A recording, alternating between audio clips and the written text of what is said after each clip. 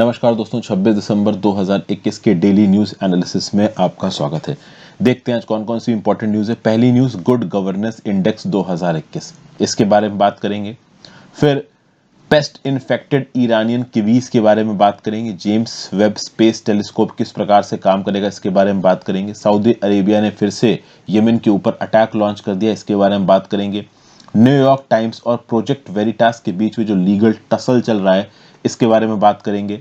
और Telangana is has topped in the implementation of, ये किस चीज की इम्प्लीमेंटेशन है मैं खुद भूल गया, हाँ, श्यामा प्रसाद मुखर्जी रुर्बन मिशन, ठीक है ना, SPMRM के इम्प्लीमेंटेशन में तेलंगाना ने टॉप किया है, इसके बारे में बात करेंगे। तो ओवरऑल आप देखें तो ये 6 न्यूज हैं जिसको हम लोग बहुत डिटेल में देखने वाले हैं। सबसे पहली news, good governance index 2021 launched on good governance day.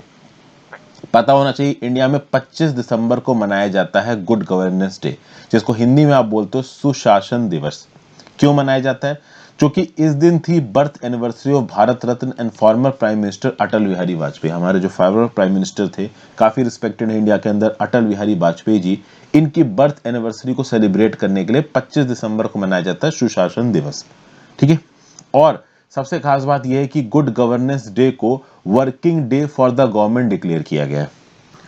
Good governance day को मनाने का ऑब्जेक्टिव क्या है? तो भैया हमारे देश के स्टूडेंट्स और सिटीजन्स को सरकार की जो ड्यूटीज है उनके बारे में पता चले। इनफैक्ट देखिए, एज अ नागरिक सरकार की कुछ रिस्पॉन्सिबिलिटी बनती है हमारे प्रति, बट एज अ नागरिक हमारी भी कुछ रिस्पॉन्सिबिलिटी बनती है अपने सरकार के प्रति और देश के प्रति।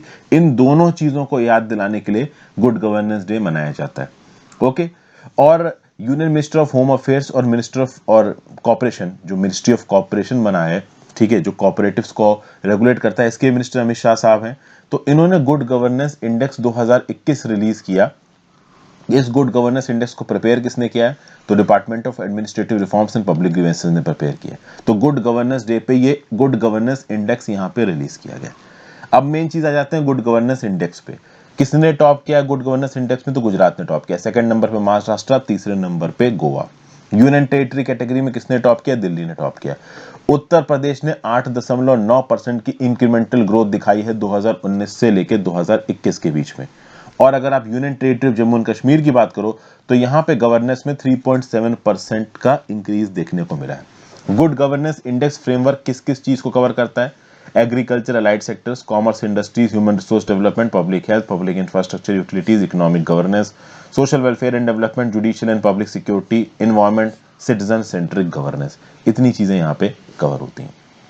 अगर आप देखो तो top ranking states in sectors as well as in composite rank. Agriculture and light sector में कौन टॉप पे रहा अलग अलग में? कॉमर्स एंड इंडस्ट्री में कौन टॉप पे रहा? ह्यूमन रिसोर्स डेवलपमेंट में कौन टॉप पे रहा?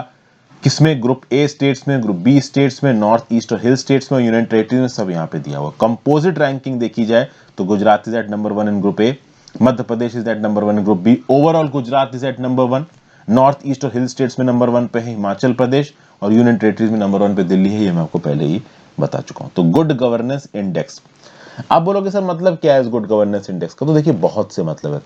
फर्स्ट ऑफ ऑल यहाँ पे तो जो स्टेट्स हैं वो आपस में कम्पीट करते हैं लोगों को अच्छी सुविधा प्रोवाइड करने के लिए। और अगर गुड गवर्नेंस इंडेक्स में कोई एक स्टेट टॉप पे आता है तो इलेक्शन के समय पे उनके पॉलिटिशियंस लोगों को बोल सकते हैं कि देखिए हमने आपको कितनी अच्छी सेवाएं दी हैं, और ये गुड गवर्नेंस इंडेक्स के रैंकिंग के बेसिस पे अपनी सेवाओं को जस्टिफाई कर सकते हैं ये पॉलिटिशियंस लोगों के सामने। दूसरा, गुड गवर्नेंस इंडेक्स में जो भी परफॉर्मेंस रही है एक स्टेट की, उसको फाइनेंस कमीशन कंसीडर करेगा ओवरऑल जो पैसे का डिस्ट्रीब्यूशन होता है केंद्र सरकार और राज्य सरकार के बीच में, और राज्य सरकार के पास जो टोटल पैसा जाता है उसमें से कितना पैसा किस राज्य की सरकार के पास जाएगा, इसमें ओवरऑल एक स्टेट की गुड गवर्नेंस इंडेक्स में क्या परफॉर्मेंस रही है, इसको भी कंसीडर किया जा सकता है फाइनेंस कमीशन के द्वारा फ्यूचर में। नीचे कमेंट बॉक्स में बताओ फाइनेंस कमीशन कितने कितने साल के लिए बनता है, and under which constitution article, under which article of the constitution finance commission को इंस्टीट्यूट किया जाता है, ये सब बताइए। फाइनेंस कमीशन के बारे में एक बेसिक इन्फो जो अभी आपके लिए दिमाग के अंदर है वो बताओ। रटी रटाई चीजें देख के, मतलब जो अभी आपको मेमोराइज्ड है, अलग से किताब खोल के मत लिखना, जो जितना याद है, अच्छा याद है, कम याद है, लिख दो नीचे। जीएस पेपर 2 गवर्नेंस में न्यूज आपको काम आएगी। वीडियो पे लाइक का बटन दोस्तों, अगर अब तक आपने चैनल को शेयर और सब्सक्राइब नहीं किया कर दीजिए। हो सके तो ज्वाइन बटन दबा के हेल्प करें, आपके ज्वाइन बटन दबाने से खासा मदद मिलती है। इंस्टाग्राम पे फॉलो कर लीजिए, टेलीग्राम ग्रुप ज्वाइन कर लीजिए, दोनों ही चीजों का लिंक नीचे डिस्क्रिप्शन बॉक्स में दे रखा है। अपने मेंबर्स का स्वागत कर लेते हैं, देखते हैं वो किसने किसने ज्वाइन किया है। तो गुरिकबाल सिंह चहल ने हमको ज्वाइन किया है, गौरव शर्मा ने हमको ज्वाइन किया है, जेनिश चौधरी ने हमको ज्वाइन किया है, प्रवीण मोजेस ने हमको ज्वाइन किया है, वासु भारद्वाज ने हमको ज्वाइन किया है, अभिषेक कुमार ने हमको ज्वाइन किया। अभिषेक कुमार का second month as a member, welcome back Abhishek Kumar, thank you so much for joining again. Akash Mishra ने हमको ज्वाइन किया, आकाश मिश्रा का ये fourth month as a member, welcome back Akash Mishra, thank you so much for joining again. And Ayush Podar, इनका fifth month as a member, तो special welcome to Akash Mishra and Ayush Podar, 4 months and 5th month respectively as a member, welcome back to the channel, thank you so much for joining again. Rahul Anand ने हमको join किया, इनका second month as a member, welcome back Rahul Anand. Then Priya Duneria ने हमको join किया and Awanish Chaudhary ने हमको join किया। तो Avnish, Priya, Rahul second month as a member, Ayush fifth month as a member, Akash 4 months as a member, Abhishek second month as a member, Vasu Bhardwaj, Praveen Moses, Jenish Chaudhary, Gaurav Sharma and Gurukbal Singh Chahal. I welcome you guys and girls to my channel as a member. Thank you so much for the consistent support. अगले news की तरफ बढ़ते हैं। Telangana tops in the implementation of rurban mission. Rurban mission मतलब Shyam Prakash Mukherjee rurban mission, SPMRM। इसके implementation में Telangana number 1 पे है। ये जो रूरबन मिशन था वो 4 साल पहले शुरू किया गया था, लोकल इकोनॉमिक डेवलपमेंट को बढ़ाने के लिए, बेसिक सर्विसेज को एनहांस करने के लिए, वेल प्लान्ड क्लस्टर्स को बनाने के लिए। श्याम प्रसाद मुखर्जी रूरबन मिशन के बारे में कुछ बेसिक जानकारी देख लेते हैं। मिनिस्ट्री ऑफ रूरल डेवलपमेंट ने इसको लॉन्च किया था 2016 में। Integrated project based infrastructure rural areas में, ताकि इकोनॉमिक एक्टिविटीज और स्किल डेवलपमेंट इन इलाकों में बढ़ाया जा सके और उन रूरल एरियाज को सबर्बन, इनफैक्ट अर्बन इलाकों में बदला जा सके। तो रूरल और अर्बन की डिवाइड को खत्म करना और उन रूरल इलाकों में अर्बन फैसिलिटीज को लेके आना, चाहे वो इकोनॉमिक हो, टेक्नोलॉजिकल हो, बेसिक सर्विसेज को दे रही हो, इस तरीके की चीजें। अगर आप रूरबन क्लस्टर्स की बात करो तो 2 तरीके के क्लस्टर्स हैं, एक जहां पे नॉन ट्राइबल आबादी रहती, एक जहां पे ट्राइबल आबादी रहती। तो ये जो श्याम प्रसाद मुखर्जी रूरबन मिशन है, इसमें जो रूरबन इलाका है, इसमें 15 से 20 गांवों का एक क्लस्टर होगा जहां पे 30 से 40 लाख की आबादी हो सकती है। ग्राम पंचायत तो ऑब्वियस सी बात है यहाँ पे कंटीजियस होंगी। एक ग्राम पंचायत में 25,000 से 50,000 लोग होते हैं प्लेन और कोस्टल इलाकों में, और 5,000 से 15,000 लोग होते हैं डेजर्ट, हिली और ट्राइबल इलाकों में। तो बेसिकली रूरल इलाकों को अर्बन इलाकों में कन्वर्ट करने के लिए और अर्बन फैसिलिटीज को वहां पहुंचाने के लिए श्याम प्रसाद मुखर्जी रूरबन मिशन को एक CSS यानी सेंट्रली स्पॉन्सर्ड स्कीम की तरह शुरू किया गया था। अब इस कंटेक्स्ट में अगर आप देखो तो इसके इंप्लीमेंटेशन में नंबर 1 पे जो स्टेट निकल के आया है वो है तेलंगाना, नंबर 2 पे जो स्टेट निकल के आया है वो है तमिलनाडु, और नंबर 3 पे जो स्टेट निकल के आया है वो है गुजरात। तेलंगाना की बात की जाए तो तेलंगाना की 2 डिस्ट्रिक्ट्स, संगारेड्डी डिस्ट्रिक्ट्स और कामारेड्डी डिस्ट्रिक्ट्स, ये दोनों डिस्ट्रिक्ट्स 300 क्लस्टर्स जो कि चुने गए थे इस स्कीम के इंप्लीमेंटेशन के लिए, उसमें टॉप पे आए। तेलंगाना खुद टॉप पे है। तेलंगाना में 17 क्लस्टर्स में ये स्कीम इंप्लीमेंट की गई, जिसमें 12 नॉन ट्राइबल हैं, 5 ट्राइबल है। तेलंगाना में जो टोटल पैसा एलोकेट किया गया था श्याम प्रसाद रूरबन मिशन में वो था 1885.12 करोड़। यहाँ पे नारायण खेड़ में एक बल्क मिल्क चिलिंग यूनिट लगाई गई जिसने 3,500 फार्मर्स की मदद की। अब यहाँ पे जो फार्मर्स की इनकम है वो 50,000 से 2.5 लाख रुपया प्रति एनम की है। ठीक है, डिपेंड करता है कि एक फार्मर के पास कितने एनिमल्स हैं, उस हिसाब से उसकी इनकम है। एक प्लास्टिक वेस्ट ट्रीटमेंट प्लांट और मिलेट प्रोसेसिंग यूनिट भी लगाई जा रही है रियाकल क्लस्टर में इस पर्टिकुलर स्कीम के अंदर। तो अलग अलग जगहों पे ऐसे बहुत से simultaneous amounts of projects Shyam Prasad Mukherjee rurban mission के अंदर एग्जीक्यूट किए जा रहे हैं। बेस्ट परफॉर्मेंस यहाँ पे तेलंगाना की रही है, नंबर 2 पे तमिलनाडु की, नंबर 3 पे गुजरात की। GS paper 2 government policies and interventions में न्यूज आपको काम आएगी। नेक्स्ट न्यूज है, paste infested Iranian Kiwis threaten Kashmiri apples. देखिए, ईरानियन किवीज का जो इंपोर्ट है फ्रॉम अफगानिस्तान टू इंडिया, ये थोड़ा इस समय पे क्वेश्चन में आ गया है, क्योंकि हो ये रहा है कि कश्मीर में जो सेब उगाए जाते हैं उनके अंदर एक पेस्ट सा हो रहा है, और ये पेस्ट कश्मीर का लोकल नहीं है, बाहर से आया है। और ईरान से जो कीवी इंडिया के अंदर इंपोर्ट होती हैं उसमें 2 पेस्ट बताए जा रहे हैं। एक पेस्ट का नाम है एस्पीडिशियस नर्ड और दूसरा है आयोनिडेला ऑरेंटी। और ये जो 2 पेस्ट हैं वो कश्मीर के सेबों में भी लग गए हैं, और कश्मीर में जो सेब उग रहे हैं उसके देखिए वैसे अगर बात की जाए, इंडिया में जितने भी एप्पल्स कंज्यूम किए जाते हैं 71% कहां से आते हैं? कश्मीर से आते हैं। अब अगर कश्मीर के सेबों में कोई पेस्ट लग जाएगा तो वो कश्मीर के लिए टेंशन की बात है। अब सवाल उठता है कि पेस्ट आया कहां से? तो सुनने में आ रहा है कि भाई ईरान से जो कीवी इंपोर्ट होती है इंडिया के अंदर, उससे ये जो पेस्ट है वो आ गया है। ओके, पहले क्या होता है कि ये कीवी और बहुत सारे एप्पल्स ईरान में उगाए जाते हैं, फिर वो अफगानिस्तान में जाते हैं और अफगानिस्तान से इंडिया के अंदर आ जाते हैं। कुछ इस हिसाब का हिसाब है। कुछ ईरानियन कीवी सीधे सीधे अफगानिस्तान के अंदर उगाई जाती है, उनको भी इंपोर्ट किया जाता है। तो इस कंटेक्स्ट में जो कीवीज और इनफैक्ट जो एप्पल्स ईरान के इंडिया के अंदर इंपोर्ट होते हैं, अगर उसमें कोई भी पेस्ट आता है तो वो इंडिया के लिए डेंजरस हो सकता है, और कश्मीर के लिए ये डेंजरस हो रहा है। क्योंकि 7 दिसंबर 2021 को जो इंडिया की नेशनल प्लांट प्रोटेक्शन ऑर्गेनाइजेशन है, उसने बोला है कि जो कीवी ईरान से आई थी, कीवी फ्रूट होता है, उसके अंदर 2 पेस्ट पाए गए और वो पेस्ट इंडिया के अंदर फैल रहे हैं, तो वो इंडिया के सेब को भी नुकसान पहुंचा रहे हैं, डिस्ट्रॉय कर रहे हैं। तो अब ईरान में जो पैदा हुई कीवीज के लिए ईरान की जो नेशनल प्लांट प्रोटेक्शन ऑर्गेनाइजेशन है, वो जो साइटोफेनेट्री सर्टिफिकेट्स इश्यू करती है, फाइटोपेनेट्री या साइटोपेनेट्री बोल लीजिए, ठीक है ना, प्रोनाउंसिएशन थोड़ा इसका वैसा होता है साइटोफेनेट्री, तो उसको इंडिया एंटरटेन नहीं करेगा। इंडिया ने साफ साफ बोल दिया ईरान को कि भैया आपका जो फाइटोसैनिटरी सर्टिफिकेट है ये सही नहीं है। आपने सुना होगा कि डब्ल्यूटीओ के मैकेनिज्म के अंदर एक एसपीएस मैकेनिज्म होता है जिसको सैनिटरी एंड फाइटोसैनिटरी मेजर्स बोलते हैं। तो ये जो फाइटोसैनिटरी मेजर है, ये किस चीज का मेजर है? कि भाई आप जो भी चीजें इंडिया के अंदर भेज रहे हो या इंडिया बाहर जो भी चीजें भेज रहा है, उसके लिए अगर हम ये सर्टिफिकेट इशू कर रहे हैं, इसका मतलब क्या है कि हम जो शिपमेंट भेज रहे हैं उसमें किसी भी प्रकार का कोई पेस्ट नहीं है, ये मतलब होता है इसका। समझ गए? फाइटोसैनिटरी मेजर पूरी दुनिया में बहुत इंपॉर्टेंट है, क्योंकि देखिए एक देश में जो भी एग्रीकल्चर प्रोडक्ट है, अगर वो किसी और देश में जाता है और उसके साथ किसी पेस्ट को लेके जाता है, तो वो दूसरे देश के पौधों को इन्फेक्ट कर सकता है, लोगों को बीमार कर सकता है। तो फाइटोसैनिटरी मेजर बस इस बात का प्रूफ होता है कि जो कंट्री एक्सपोर्ट कर रही है उसने इस बात को सर्टिफाई किया है कि इसमें कोई भी पेस्ट नहीं है। लेकिन ईरान से जो एक्सपोर्ट इंडिया के अंदर आ रहा है उसमें पेस्ट है। तो इंडिया ने साफ साफ बोल दिया कि अब ईरान की नेशनल प्लांट प्रोटेक्शन ऑर्गेनाइजेशन जो भी फाइटोसैनिटरी सर्टिफिकेट इशू करेगी, हम उसको एक्सेप्ट नहीं करेंगे।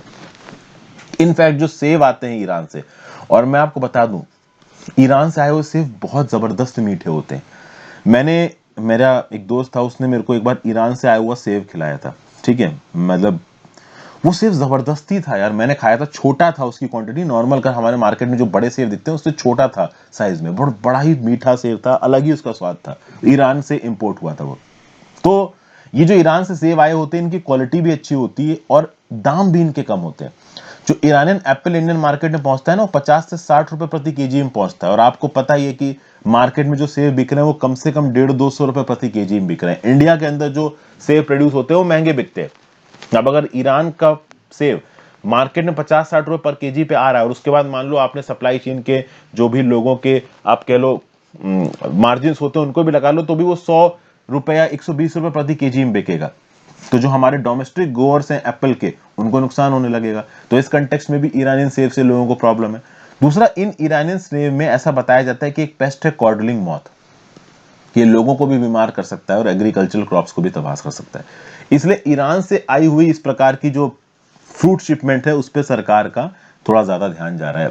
GS paper 3 agriculture produce and issues and related constraints में न्यूज आपको काम आएगी। नेक्स्ट बात करते हैं, James Webb space telescope begins it's 1 million mile voyage. क्या बताया जा रहा है? देखिए, वर्ल्ड का मोस्ट पावरफुल स्पेस टेलीस्कोप को ऑर्बिट में भेज दिया गया है और इसका जो पॉइंट है जहां पे स्टेशन किया जाएगा वो अर्थ से 930 माइल्स दूर है। 9,30,000 माइल्स मतलब 9.3 लाख माइल्स दूर है, कह लीजिए 1.5 मिलियन किलोमीटर, 15 लाख किलोमीटर दूर है। वैसे तो इस particular James Webb space telescope को पहले लॉन्च करना था, लेकिन लॉन्च में थोड़ा सा डिले हो गया।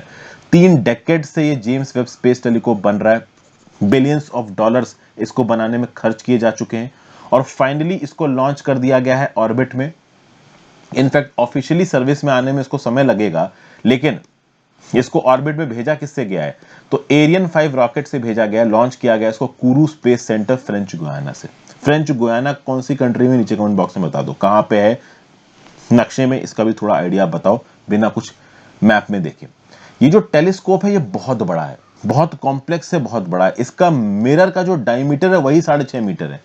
एक और ऐसा ही टेलीस्कोप हमने स्पेस में लॉन्च किया जिसका नाम है हबल टेलीस्कोप। हबल टेलीस्कोप का जो मिरर का डायमीटर है उससे 3 गुना बड़ा डायमीटर है इस जेम्स वेब स्पेस टेलीस्कोप का। 18 हेक्सोगोनल सेक्शंस है, बड़ी मुश्किल से रॉकेट के अंदर इसको फिट किया गया फोल्ड करके, और इस प्रकार से इस पर्टिकुलर टेलीस्कोप को इस रॉकेट के अंदर फिक्स किया गया कि ह्यूमन ब्रेथ के पार्टिकल्स तक इसमें ना लग जाए, बिल्कुल प्योर फॉर्म में ये स्पेस में पहुंचे। ओके, जब ये स्पेस में ओवरऑल आप कह लो कि प्रेशर चेंजेस आएंगे तो उन प्रेशर चेंजेस को काउंटर करने के लिए एरियन स्पेस रॉकेट में कस्टम डीकंप्रेशन सिस्टम भी लगाया गया है। और आपको पता होना चाहिए कि जो टेलीस्कोप है ना, वो अपना मेन काम रात के समय पे करते हैं, ठीक है। अब आपको पता है कि अर्थ पे रह के टेलीस्कोप की एबिलिटी बहुत लिमिटेड हो जाती है, क्योंकि अर्थ का जो एटमॉस्फेयर है वो टेलीस्कोप की ग्रेस्पिंग पावर को काफी कम कर देता है।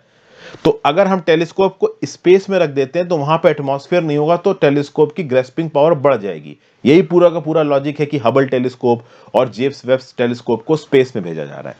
तो अब ये देखो, जो हबल टेलीस्कोप है वो अर्थ से केवल 600 किलोमीटर दूर है, लेकिन ऑब्वियसली बात है जो जेम्स वेब टेलीस्कोप है ये तो लाखों किलोमीटर दूर है, और इसको इफेक्टिवली काम करने के लिए इसके आगे एक सन शील्ड लगाई गई है टेनिस कोर्ट के साइज की। मतलब अगर ये इधर टेलीस्कोप है तो इधर शील्ड है, तो अगर यहां पे सूरज होगा तो सूरज की किरणें इस टेलीस्कोप तक नहीं पहुंचेंगी, तो टेलीस्कोप अपना काम ज्यादा आसान तरीके से कर पाएगा। क्योंकि सूरज की किरणें होंगी तो टेलीस्कोप काम नहीं कर पाएगा। ये कुछ ऐसा दिख रहा है आपको, यहां पे आपको टेलीस्कोप नजर आ रहा है और इधर ये शील्ड नजर आ रही है, और ये शील्ड हमेशा से ही सन से इस पर्टिकुलर टेलीस्कोप को शील्ड करके रखेगी। क्योंकि सन की किरणें अगर सामने आ गई तो टेलीस्कोप काम नहीं कर सकता। ओके, तो ये पूरा का पूरा लॉजिक। और सबसे खास बात यहां पे ये है कि ये जो शील्ड आपको नजर आ रही है ना, ये एक टेनिस कोर्ट जितनी बड़ी है। ये यहां पे देखने में आपको छोटी लग रही है, लेकिन एक टेनिस कोर्ट जितनी बड़ी शील्ड है ये। फिर कुछ और एडिशनल इंफॉर्मेशन है। जेम्स वेब स्पेस टेलीस्कोप को डेवलप किया है नासा ने, यूरोपियन स्पेस एजेंसी ने और कनेडियन स्पेस एजेंसी ने मिलकर। और आप कह लो कि हबल स्पेस टेलीस्कोप के बाद एस्ट्रोफिजिक्स में सबसे इंपॉर्टेंट रोल प्ले करने वाला है जेम्स वेब स्पेस टेलीस्कोप। इसका infrared resolution sensitivity Hubble telescope से ज्यादा है। एस्ट्रोनॉमी ले लो, कॉस्मोलॉजी ले लो, डिस्टेंस इवेंट्स और ऑब्जेक्ट्स को मॉनिटर करना हो, फॉर्मेशन ऑफ गैलेक्सीज को देखना हो, एटमॉस्फेरिक कैटेगराइजेशन करना हो, कैरेक्टराइजेशन करना हो, पोटेंशियल हैबिटेबल एक्सोप्लैनेट्स को ढूंढना हो, इन सब कामों में इस पर्टिकुलर जेम्स वेब टेलीस्कोप को इस्तेमाल किया जाएगा। और इसको प्लेस कहां पे किया जाएगा? लैग्रेंजे 2 पॉइंट पे, ठीक है। क्योंकि लैग्रेंजे 2 पॉइंट पे पेश करके क्या होगा, अर्थ, सन, मून ये सब सेम साइड पे आ जाएंगे सनशील्ड की। देखिए बात यह है कि एक टेलीस्कोप को आपको ऐसी जगह पे रखना है जहां पे लाइट सबसे कम हो, और लाइट कम रखने के लिए ही एक तरफ पे इसकी शील्ड लगाई गई है। तो अगर ये टेलीस्कोप है और शील्ड ऐसी है, तो टेलीस्कोप कुछ इस प्रकार से अपने ऑर्बिट में घूमेगा कि सन, मून और अर्थ सब इस शील्ड के इस तरफ आएंगे, इस साइड पे। तो वो टेलीस्कोप की ग्रेस्पिंग पावर को अफेक्ट नहीं करेंगे। जो कि आपको पता होना चाहिए कि सन तो अपनी लाइट फेंकती है, सन की लाइट अर्थ से रिफ्लेक्ट करके और मून से रिफ्लेक्ट करके भी इस टेलीस्कोप तक पहुंचेगी। तो उस लाइट से इस टेलीस्कोप के काम पे इफेक्ट ना पड़े, इसलिए इसके सामने शील्ड लगाई गई है। मोस्ट प्रॉब्ली जून 2022 तक ये जो टेलीस्कोप है ये पूरी तरीके से फंक्शनल हो जाएगा। जीएस पेपर 3 स्पेस में ये पर्टिकुलर न्यूज आपको काम आएगी। नेक्स्ट न्यूज है, Saudi group launches intense attack on Yemen. देखिए यमन के ऊपर सऊदी लेड कॉलिशन ने एक लार्ज स्केल असॉल्ट लॉन्च किया। आपको पता होना चाहिए जो हौदी रेबल्स हैं यमन में, ये बहुत लंबे समय से सऊदी अरेबिया और यूएई के कॉलिशन के साथ लड़ाई कर रहे हैं। अगर आप पूरी की पूरी कॉन्फ्लिक्ट को समझना चाहते हो तो मैं ऑलरेडी एक वीडियो बना चुका हूं, यमन सिविल वॉर। आप यमन सिविल वॉर मेरे नाम हर्षित द्विवेदी के साथ यूट्यूब में सर्च मार दीजिए, आपको ये पर्टिकुलर वीडियो मिल जाएगी। इस पर्टिकुलर वीडियो को देख लीजिए, तभी ये पर्टिकुलर न्यूज आपको समझ में आएगी। आपको पता होना चाहिए कि यमन में एक्चुअली में हो क्या रहा है, ये सिविल वॉर कब शुरू हुआ, हाउदी मूवमेंट क्या है, यूएस का यहाँ पे क्या रोल रहा है, बाइडेन सरकार का यहाँ पे क्या व्यू पॉइंट, ये सब कुछ मैंने इस वीडियो में बहुत डिटेल में समझाया। तो आपको बेसिक बैकग्राउंड समझ में आ जाएगा यमन सिविल वॉर का, और उसके बाद इस पर्टिकुलर न्यूज को भी आपको समझना मुश्किल होगी।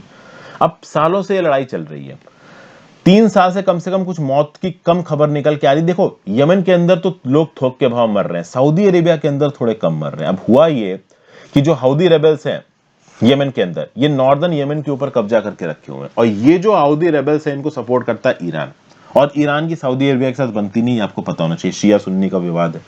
अब इन हाउदी रेबल्स ने कुछ मिसाइल फायर कर दी और उस मिसाइल के चलते सऊदी अरेबिया में 2 लोगों की जान चली गई।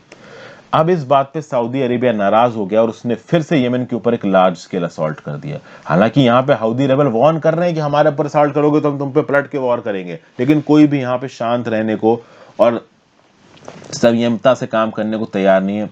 सब एक दूसरे से भयंकर तरीके से लड़ाई कर रहे हैं। 2014 से सिविल वॉर चल रहा है ये भाई, 10,000 लोग यहाँ पे मर चुके हैं। यूएन ने बोला है it is the world's worst humanitarian crisis. Yemen के अंदर लोगों के पास खाने पीने के पैसे नहीं है और वॉर यहाँ पे लगातार चालू है और बहुत ही कॉम्प्लेक्स सिचुएशन है, क्योंकि यमन के अंदर केवल हाउदीजी पावर में नहीं और भी बहुत सारे लोकल ग्रुप्स हैं जो आपस में एक दूसरे के साथ लड़ रहे हैं। किसी ने यूएई के साथ बना लिया, मांडवली कर ली, किसी ने यमन ईरान के साथ मांडवली कर ली, किसी ने सऊदी अरेबिया के साथ मांडवली कर ली और लड़ाई हो रही है।